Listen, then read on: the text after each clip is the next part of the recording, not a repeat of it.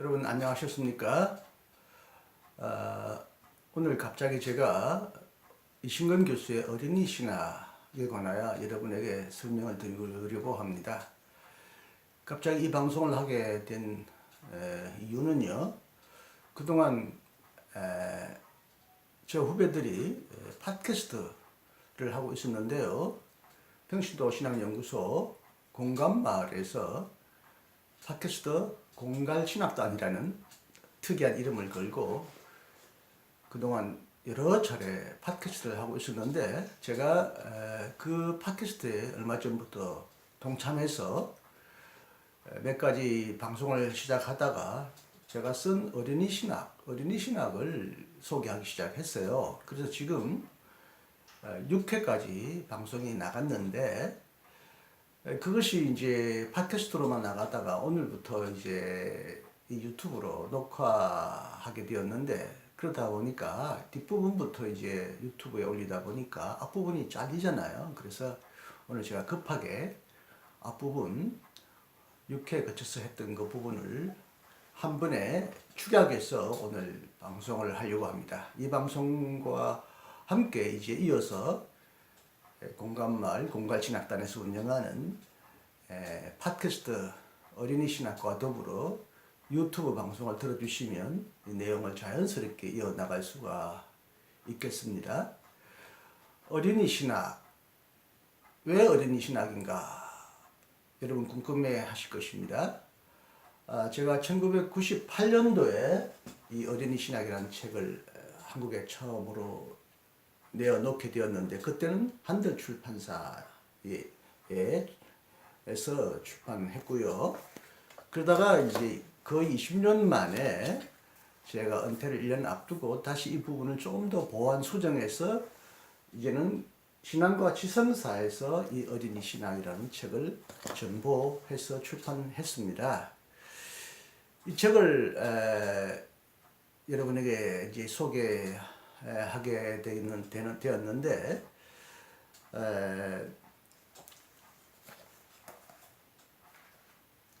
이 책의 내용을 이 시간 이제 5장까지 3장까지 오늘 압축해서 설명드리고 이어서 이제 4장부터는 다른 후배들과 목사님과 다른 박사님과 함께 이제 토론과 대담 형식으로 그 다음 부분을 이어갈까 합니다. 자, 어린이 신학하면 여러분이 궁금해 하실 겁니다. 일단 어린이 신학하면 어린이를 위하여 기독교를 쉽게 설명해 준 어린이를 위한 책인가 보다 하고 오해하기 쉬운데요. 사실 이 책은 어린이가 읽기 어려운 매우 딱딱한 학문적인 이론으로 구장되어 있습니다. 이건 어린이를 위한 책이 아닙니다. 제가 그 어린 왕자라는 책을 어릴 때는 읽지 못하고 나중에 커서 읽게 되었는데 이것도 어린이를 위한 책인가 하고 저는 오랫도록 오해하고 방치했는데 읽어보니까 어린이가 읽기에는 그 어린 왕자도 어렵더군요. 그 책이 어린이가 읽도록 쉽게 설명된 책들, 만화로 나온 책들이 있겠는지 모르겠습니다만 그 책은 굉장히 단순하지만 심오한 어른들에게 주는 교훈이 담겨있는 아주 탁월한 세계적인 책이죠. 이 책은 어린이를 위한 책이 아니라 실은 어른을 위한 책입니다. 어른이 읽어야 할 책입니다. 이 부제를 보시면 알게 되겠습니다. 이 부제가 하나님을 어린이로 생각하기라는 부제입니다.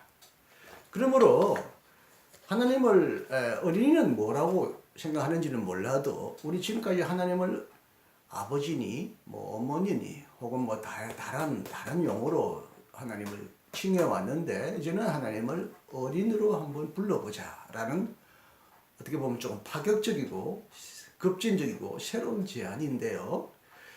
그래서 이 책은 꼭 어른들이 읽어서 우리 어른들의 생각을 고치고 어른들이 공부해야 할 그런 중요한 내용을 제가 부족하지만 여기에 담았습니다. 먼저 서론에 들어가기 전에 왜 어린이 책이 나오게 되었는가 하는 것을 설명하는데요. 1998년도에 이 책을 제가 출판했다고 그러지만 1996년도에 제가 중앙일보와 한겨레 신문을 같이 보고 있었는데 그에 따라 한국에서 상당히 많은 어린이 학대 사례가 보도되고 있었어요. 여기저기에서 두 신문을 동시에 읽어서 더 느낌이 더 배가 되었는지는 모르겠습니다만은 유독 그 해는 어린이 폭력 사태가 굉장히 자주 신문에 보도되었어요. 아, 어린이들이 이렇게 무참하게 어른들에게 폭력과 학대를 당하는가. 그 해에 따라 그 어린이 학대에 대한 사례가 내 눈에 아주 선명하게 들어오고 내 마음에 깊은 아픔으로 다가왔어요. 그래서 왜 어린이들 이렇게 폭력을 행하나? 여러 가지 이유가 있습니다. 심리학적인 이유, 사회학적인 이유, 뭐 여러 가지 이유가 있지만 저는 신학자이기 때문에 어린이를 폭력하게 되는, 어린이를 학대하는 어떤 신학적인 이유도 있지 않을 것인가. 나는 어린이 폭력을 뭐 다른 제도적으로, 사회학적으로, 심리학적으로 해결할 능력은 없지만 만약 우리의 생각 속에서 어린이는 학대해도 되고 폭력을 행해도 되고 때려도 되고 버려도 되는 어떤 그런 쓸모없거나 연약하거나 아주 매우 무가치한 존재로 여기 온 인식이 있었다면 이것부터 고쳐야 되겠다라는 그런 생각을 하면서 어른이 주로 어린이를 학대하기 때문에 하나님이 어른 편에서 어린이를 학대하는 하나의 정당화되는 논리로 또 가끔 사용되기 때문에 강대국이 후진국을 제1세계가 제2, 3세계를 남자가 여자를 문명인이 양아이를 지배하고 착취하고 폭력할 때 종종 하나님의 이름으로 남성적이고 폭력적인 하나님의 이름으로 전능하신 하나님의 이름으로 폭력을 행해 왔기 때문에 신학이 그것을 정당화하거나 두둔하고 방조했기 때문에 이 논리를 깨는 것이 중요하다. 일단 신학적인 측면에서부터 하나님이 아버지니 이런 폭력자 전능한 하나님일 뿐만 아니라 어린이와 같은 분이고 어린이의 처지에 함께 하시는 분이라는 그런 생각을 재발견함으로써 어린이를 신학적으로 얼마나 고귀하고 어떻게 보면 어른보다 더 우월하고 탁월한 존재인가. 우리가 어린이를 적어도 교회에서만은 신앙인으로서는 절대 우습게 보거나 차별해서는 안 되겠다. 이런 생각을 갖게 되어서 이것에 대한 신학적 이론, 근거를 한번 보려고 노력했습니다. 그동안 어린이를 사랑합시다, 어린이를 보호합시다, 그래서 어린이 헌장이 나오고 어린이를 굉장히 높이는 문화가 선진국에는 이미 뿌리를 내리고 있는데요. 그럼에도 불구하고 어린이를 하나님처럼 생각하거나 어린이의 이미지를 하나님에게 더 씌우는 이런 작업은 신학적으로 거의 이루어지지 않았습니다. 내가 하나님을 어린이처럼 생각하거나 하나님에게 어린이의 얼굴, 어린이의 이미지를 한번 발견하려고 하는 이런 노력이 굉장히 무모하고 어떻게 보면 굉장히 위험한 장난이 아닌가 이런 고민을 하면서 튜빙겐에 계시던 나의 스승 몰트만 선생님에게 편지를 띄워서 이렇게 질문을 해보았습니다. 당신의 저서 Wer ist Christus für uns heute? 오늘 우리에게 그리스도는 누구신가? 라는 책이 출판되었기에 기쁜 마음으로 한 권을 보내드립니다. 그리고 당신의 저서 In der Geschichte des Dreieinigen Gottes, 삼일체와 하나님의 역사 또 이미 다 번역하였으며 그래도 올해 말까지는 출판되리라고 희망합니다. 이 책으로부터 나는 삼일체 하나님에 관하여 많은 것을 배웠습니다. 이 일로 인하여 당신에게 진심으로 감사드립니다. 하지만 바로 즉시 나는 당신의 결론을 넘어서 새로운 그 무엇을 생각하게 되었습니다. 즉, 왜 우리가 하나님을 가부장주의적으로 아버지라고 부르거나 여성신학적으로 어머니라고 부르면서 감히 어린이라고 부를 수는 없는지 갑자기 자문하게 되었습니다. 다시 말씀드리면 나는 요즘 하나님이 그분의 아들 안에서 어린이의 얼굴을 지니고 계시다는 흔하지 않는 결론에 이르게 되었습니다.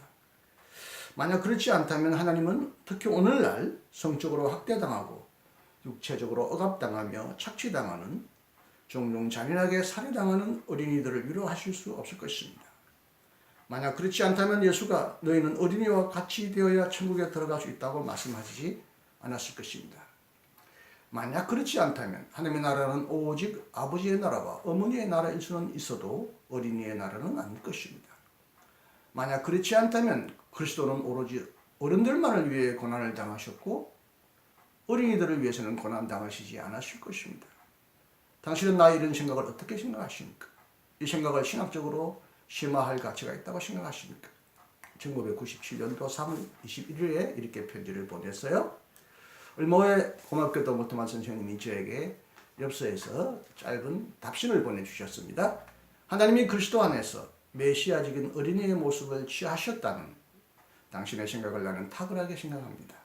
이 생각을 주저하지 마시고 신학적으로 심화하시고 그에 관하여 글을 쓰십시오. 나의 그리스도론 데어펙 예주 그리스티 예수 그리스도의 길에서 당신은 하나님을 아빠라고 불렀던 메시아적인 어린이를 발견하실 것입니다. 하나님 아버지라는 나의 논문 끝부분에서 나는 이것도 언급하였습니다. 이런 생각 안에는 특히 하나님의 나라가 약속되어 있는 어린이들에게 시사하는 점들이 더 많이 있습니다. 1997년 4월 2일 튜빙엔에서. 버트만 선생님의 이런 격려 어린 편지 엽서는 제게 이 책을 집필하는데 큰 용기를 주었고, 그렇구나. 버트만 신학에도 하나님 어린이 신학이 깊이 들어가 있고, 그분이 말하지 못했던 더 많은 내용들이 시사되어 있다고 하는데, 내가 그 내용을 한번 써봐야지 하는 그런 용기를 가지게 되었습니다. 1997년도 12월 4일에 이 머리말에다가 왜 어린이 신학에 나오게 되었는지에 대한 그런 동기, 그 배경, 그 목적을 간단하게 설명했습니다. 다시 말하면 이 책은 어린이를 폭력과 학대로부터 해방시키고자 하는 어린이 해방의 신학입니다. 20세기 해방 신학이 다방면에서 나왔는데 흑인이 해방되어야 한다. 농민 노동자들이 해방되어야 한다. 여성이 해방되어야 된다고 하는 아우성들은 여기저기 지구 곳곳에서 들려왔지만 어린이가 해방되어야 된다는 소리를 들을 수가 없었습니다. 왜? 어린이는 어리기 때문에 그런 말을 할 수가 없었고 그런 말을 공공연히 글로 책으로 혹은 시위 현장에서 그런 말을 할 수 없었기 때문에 제가 어린이의 신병에서 어린이의 입장에서 어린이 해방을 위한 목소리를 한번 내어보려고 그렇게 시도한 책이 이 책입니다. 자, 제 강의는 이 어린이 신학 두 번째 이 책을 중심으로 간단하게 설명하려고 합니다. 서두에 말씀드렸지만 이 책이 나오게 된 것은 어린이 학대라고 하는 그런 불행한 상황에서 어린이를 학대로부터 벗어나게 하고 어린이를 폭력하고 학대하는 어른들의 잘못된 생각을 에서부터 어른들도 벗어나고 해방되도록 그러니까 우리 모두가 하나님의 나라의 자유로운 고귀한 시민으로서 존중하고 사랑하는 사회를 그런 나라를 꿈꾸면서 이 책을 집필했습니다.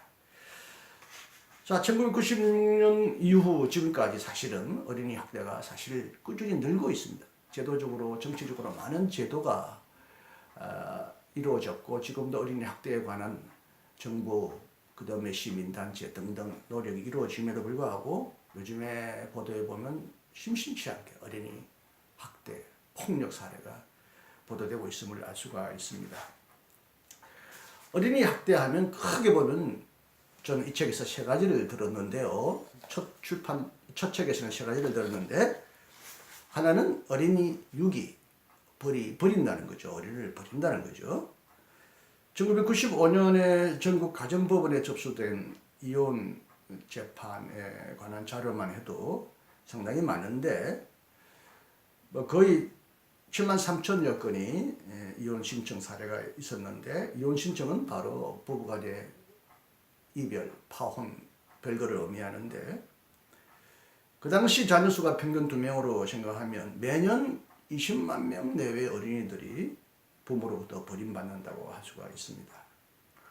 오늘도 그 어린이 보호소에는 실제적으로 살아있는 부모로부터 버림받은 고아인 고아들이 훨씬 많다고 합니다. 자세한 통계는 이 책을 보시면 되겠습니다. 제1편에서는 각 주의 구체적인 사례를 열거했는데 너무 처참하고 민망해서 제 두 번째 책에서는 그 사례를 사실 삭제했습니다. 두 번째는 이제 신체적인 학대죠. 부모가 자녀를 향하여 무자비한 폭력을 행하는 사례가 점점 늘어나고 있습니다. 제가 이 책을 쓸 때 제 마음에 깊은 아픔과 후회가 밀려왔습니다. 저도 저의 자녀를 어떤 이유에서든 간에 막 때리고 폭력을 행했던 그런 기억이 있어서 크게 뉘우치고 후회하면서 이 책을 썼습니다. 어린이 학대의 주범은 남이 아니라 바로 나였구나. 나도 어린이 학대에 깊이 문들어 있었구나. 철저히 회개하고 눈물을 흘리는 심정으로 아들에게 속지 않은 심정으로 이 책을 썼는데 오늘날도 어린이 학대가 여러 가지 형태로 나타나고 있다는 것은 여러분 잘 아실 것입니다. 그리고 세 번째는 오늘날 만연해가는 참으로 여기저기에서 터져나오는 학교와 사회 곳곳마다 아니라 교회 안에서도 터져나오는 성폭력, 어린이를 향한 어른들의 성폭력 사례가 굉장히 어린이 학대의 중요한 하나의 요인이 되고 있다는 것을 이 책에서 제가 통계로도 설명하고 있는데요.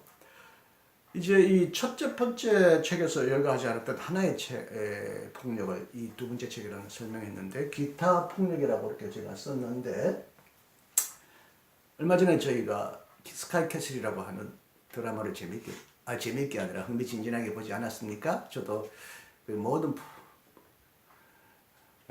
방송을 다 지켜보았는데 거기에는 부모가 어린이를 출세시키기 위하여 혹은 부모의 이루지 못한 욕망을 자녀를 통해 이루기 위하여 얼마나 자녀들을 혹독하게 공부시키고 그렇게 어린이의 심성을 망가뜨리며 어린이의 꿈을 빼앗아가면서 부모가 자식을 자기 욕망 실현의 도구로 사용하는지 악용하는지에 관한 그런 이야기인데요. 어쨌든 부모가 자녀를 자기의 소원대로 양육하고 사육하고 조종하고 그렇게 하려고 하는 이런 것도 분명히 폭력의 하나이라고 저는 생각합니다. 여러분도 그렇게 생각하시죠? 이렇게 오늘날 어린이 학대 폭력 사례가 빈번하게 일어나는 이 현장에서 저는 먼저 학대받는 어린이에게 하나님은 누구신가라고 질문하게 되었습니다. 하나님을 믿지 않는 분에게는 이 질문이 중요하지 않겠습니다만 우리는 신앙인으로서 고통을 당할 때마다 무엇보다도 여러 가지 해결을 추구하지만 해결할 수 없고 극복할 수 없는 절망과 고통 속에서 우리 신앙인들은 옛부터 하나님이여 당신은 어디 계십니까? 왜 이런 고통을 우리에게 허락하십니까? 혹은 방치하시거나 방조하십니까? 왜 도와주지 않으십니까? 이런 호소를 하는 경우를 우리가 자주 볼 수가 있겠죠. 욥기도 심각한 고난 속에서 그런 고통을 하나님에게 호소했고요. 예수님이 무엇보다도 십자가에 달려서 하나님 왜 나를 버리셨나이까 라고 하는 그런 아우성을 하나님에게 향하여 부르짖지 않았습니까? 성서는 수많은 고난당하는 자들의 아우성 소리치는 소리가 있습니다. 그 소리를 무엇보다도 권력자나 도와줄 만한 사람들에게 못지않게 하나님을 향하여 아우성을 치는 내용이 성경 곳곳에서 많이 볼 수가 있고요. 특히 구약 성경의 탄식 시편은 바로 그런 부분이라고 할 수 있는데 묘하게도 1996년도에 제가 또 뉴스위크지를 보너스로 받게 되었는데 중앙일보 보니까 뉴스위크도 제게 배달되었는데 1996년도 9월달 뉴스위크지에 또 심각한 아동학대 사례가 벨기에에서 일어난 사례가 제게 눈에 띄었습니다. 깊은 내용을 그 상세한 내용을 다 설명드리지 않겠는데 벨기에도 어린아이가 어떤 젊은이에게 납치당해서 성폭력당하고 성비디오 찍어서 그 친구가 팔아먹고 이런 그 성폭력과 학대 사례가 보도되었는데 이 친구가 체포된 이후에 나중에 자백했는데 또 실종된 두 여자아이가 있다는 것을 고백하게 되는데 나중에 그 친구가 가둬놓은 그 장면에 가보니까 이미 그 두 애는 굶어서 죽어버렸어요.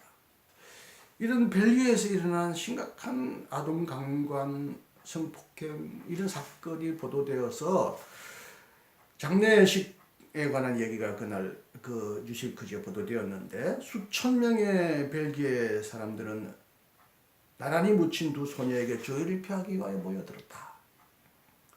그때 가스통 숀 브로드 목사는 에돌사에서 이렇게 외쳤습니다. 하나님은 귀가 먹었습니까? 우리 기도는 다 어디에 갔습니까? 이렇게 외쳤다고 합니다. 길가에 도열한 사람들은 곤 인형이 가득 차 있고 꽃으로 뒤덮인 웅구 형들이 지나갈 때 눈물을 흘렸다. 이렇게 보도되어 있는데 유럽에는 어린이 폭력이 일종의 이제 어린이 강간이 하나의 비디오 성사력과 연결되어서 더 심각하게 일어났다는 것을 볼 수가 있었는데 이렇게 유럽을 비롯하여 알지 못하는 전 세계에서 수많은 어린이들이 학대당하고 있을 때 만약 제가 그런 어린이였다면 그렇게 학대당하고 처참하게 고난받는 현장이었다면 도무지 나를 도와줄 사람이 없는 그런 절망적인 상황에서 내가 누구를 향하여 소리치겠습니까? 하나님 당신은 누구십니까? 왜 나를 도와주지 않으십니까? 이렇게 어른으로 하여금 어린 나를 학대하고 폭력을 행하는 이 자들을 합리화하고 두둔하거나 방치하는 하나님 당신은 누구십니까? 아니 사람들은 당신을 어떻게 생각하길래요? 당신의 앞에서 때때로는 당신의 이름을 빌려서 이 어린이를 폭력의 희생자로 만듭니까? 도대체 학대받는 어린이에게 하나님 당신은 누구십니까? 당신은 힘센 자가 부러워하고 힘없는 어린이가 고난당하도록 내버려두는 아니 힘센 자를 두둔하는 전능한 하나님입니까? 하나님은 여성에 대한 온갖 지배와 억압과 폭력을 조장하고 두둔하는 남자와 같은 하나님입니까? 이런 고난의 현장에서 어린이를 대변하여 어린이의 입장에서 학대받는 어린이에게 당신 하나님은 누구십니까? 하고 저는 그렇게 한번 외쳐보았습니다. 저는 신학자이기 때문에 당연히 궁극적인 질문, 하나님은 어떤 분이시기 때문에 인간은 이런 하나님에 대한 신앙 위에서라도 신앙 근거에서라도 신앙을 때때로는 빙자해서라도 폭력을 행하고 힘을 행사하는가? 하나님 당신은 누군가? 라는 이런 심각한 질문을 하게 된 거죠. 이런 질문에 대해 저 자신이 대답을 찾으려고 할 때 현대 신학자들에게서 많은 도움을 받았습니다. 우리가 하나님은 전능하사 천지를 창조하셨다라고 우리가 늘 사도신경에서 고백하는데 하나님이 전능하시다라고 하는 것은 의심의 여지 없이 오래도록 우리가 신앙해오던 그런 신앙 고백의 내용입니다. 그런데 이 전능의 힘으로 때때로는 이 땅에 힘 있는 권력자들이 남성들이 폭력을 행했습니다. 하나님은 전능하심으로 이 땅을 지배하시고 자기 멋대로 이 세상을 조정할 수 있고 지배할 수 있다. 우리도 하나님을 닮아서 하나님의 전능함을 본받아서 하나님의 전능함을 힘입어서 이 세상을 정복하고 지배할 수 있지 않겠느냐 이런 생각을 해왔다는 거죠.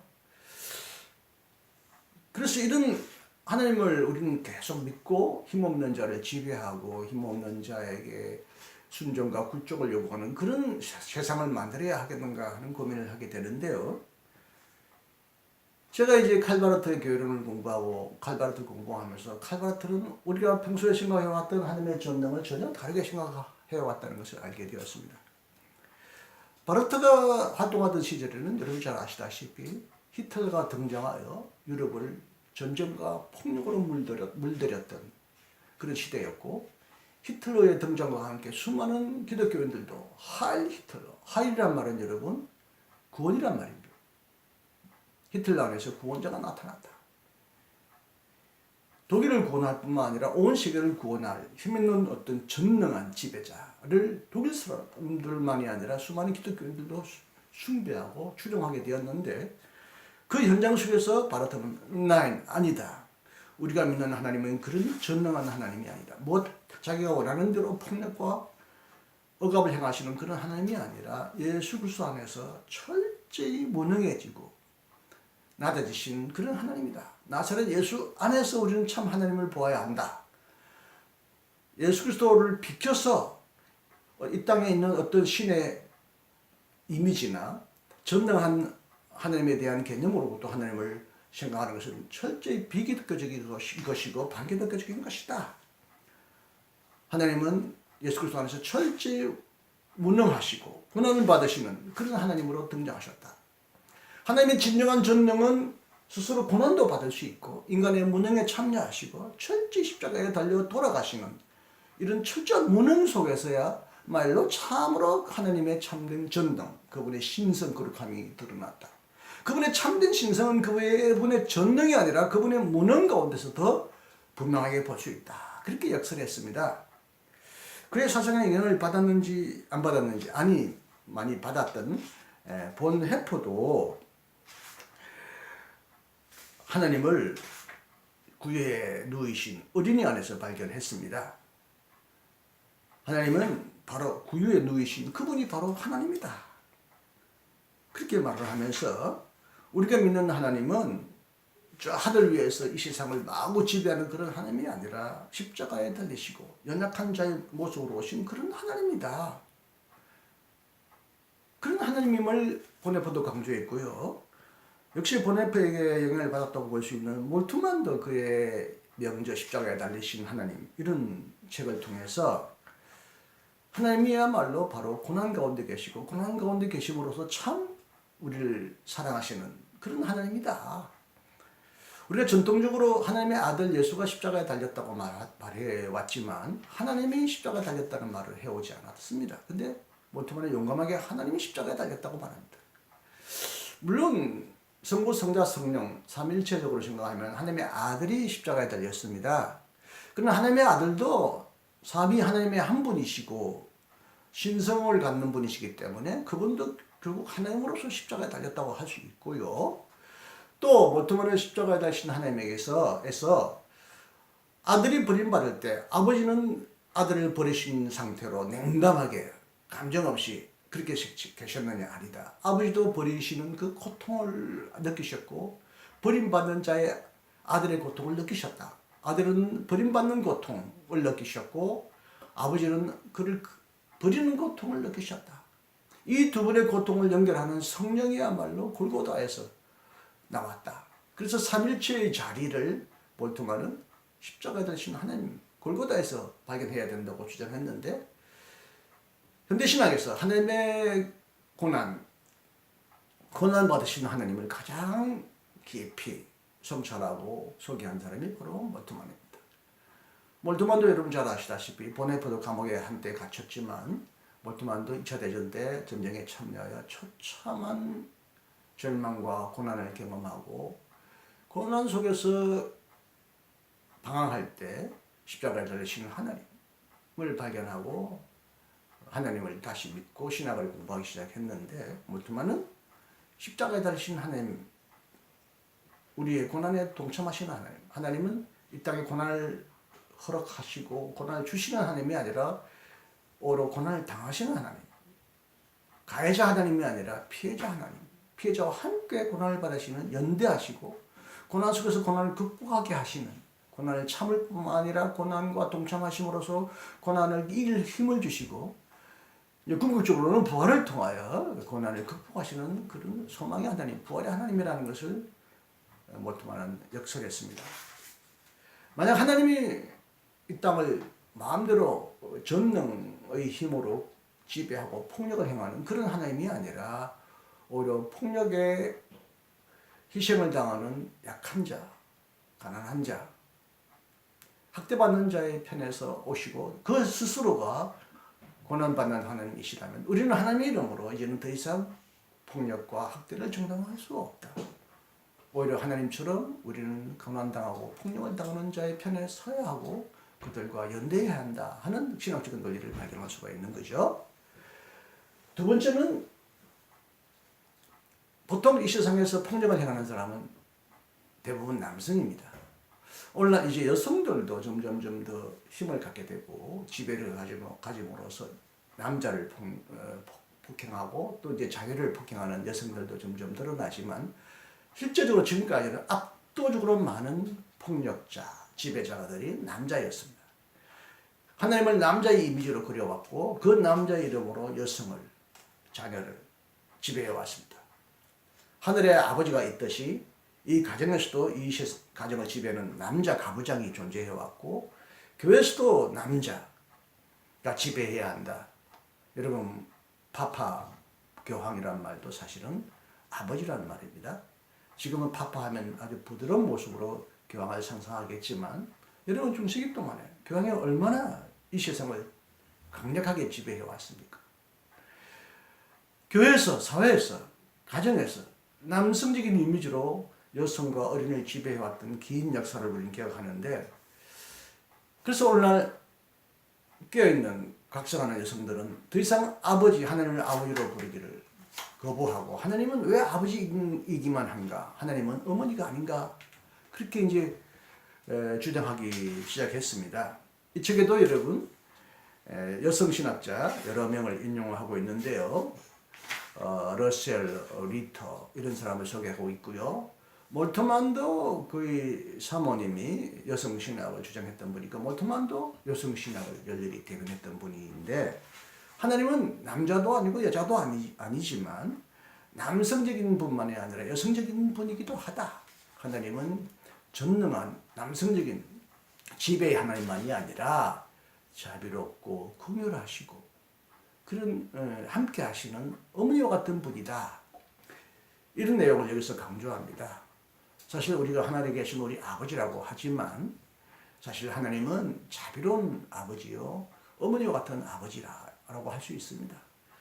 구약에서도 하나님은 자비로운 하나님, 긍휼하신 하나님으로 자주 나오는데 자비라는 말은 여러분 잘 아시다시피 어머니의 자궁을 의미하는 그 어휘와 같은 의미고 아기를 잉태하고 있는 그 자궁에 오그라지는 그 고통과 같이 하나님은 우리가 고통당할 때 우리의 아픔을 껴안으시는 자비로운 어머니의 그 자궁을 가진 어머니와 같다, 아버지와 같아. 그래서 우리가 자비라는 이름 속에서도 하나님은 어머니와 같이 우리를 불쌍히 여기시는 하나님의 이미지를 생각할 수 있는데 신약에 와서는 이제 예수가 아빠, 바울도 하나님을 아빠라 할 때 이 아빠라는 말도 단순히 아버지라는 말 못지않게 어린이가 언어를 배우기 전에 자기를 보호해주는 보호자를 향하여 말하는 그런 언어인데 언어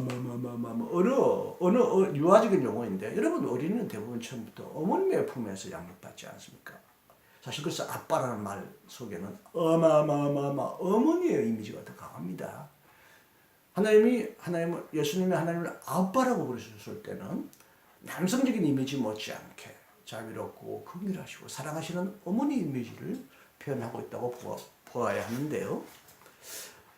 실제로 친첸드로파 시리아 교회에서는 오랫도록 하나님 어머니라고 그렇게 고백해 왔고요. 저도 이제 가끔 공대